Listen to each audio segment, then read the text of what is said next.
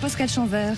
Bonjour. Merci d'être avec nous. Vous êtes président de l'ADEPA, l'association des directeurs au service des personnes âgées, des établissements et des services à domicile.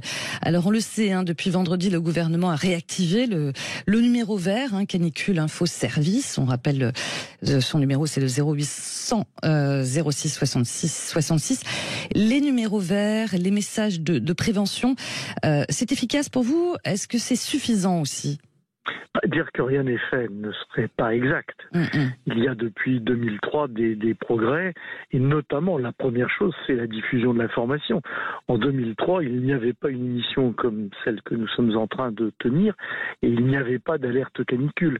Donc le fait que Météo France alerte et l'ensemble des médias, l'ensemble des Français, ça c'est une amélioration considérable. On sait qu'il faut faire attention, et puis il y a plein de consignes de prévention, et notamment boire de l'ordre de 2 litres par jour, 2 litres d'eau. Donc ça, les gens le savent, et ça c'est un progrès. Le problème, c'est que les personnes très âgées qui sont totalement autonomes, elles peuvent faire cela toutes seules, elles peuvent boire, elles peuvent s'hydrater, elles peuvent prendre des douches, elles peuvent avoir accès à des brumatisateurs ou à des pièces climatisées. Mais quand une personne âgée a besoin d'aide, qu'elle vive en établissement ou à son domicile, le problème, c'est que depuis 2003, le nombre de professionnels pour aider ces personnes, a très peu augmenté, voire quasiment pas, et que donc la situation est toujours aussi dramatique, et il y a des personnes qui décéderont pendant cette canicule, et ça, c'est intolérable.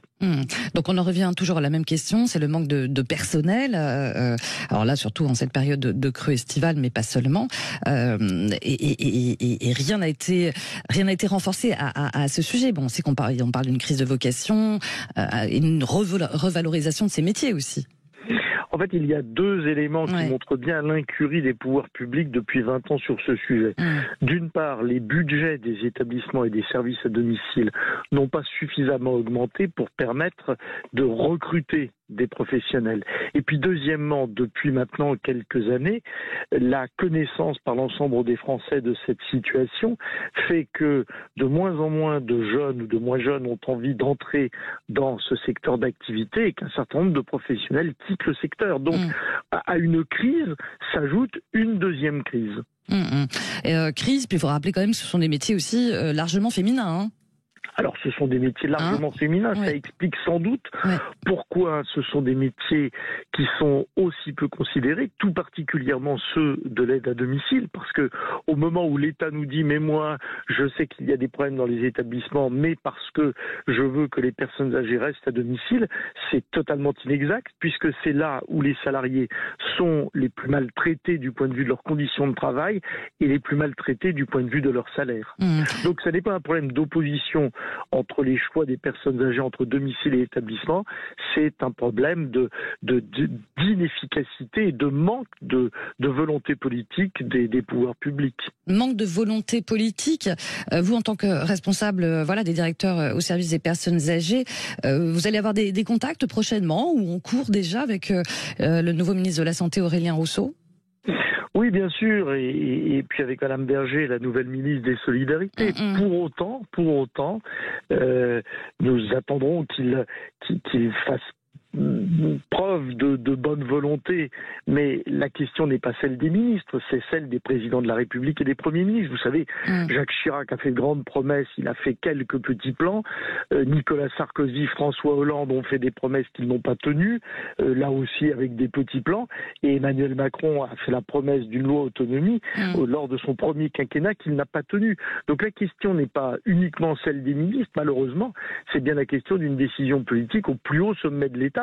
Et puis, par ailleurs, il y a la politique des départements qui nous inquiète considérablement, parce que beaucoup de départements, cette année, vont diminuer les moyens des établissements et des services à domicile, parce que les taux d'augmentation qu'ils accordent, l'augmentation des budgets, va être inférieure à l'inflation.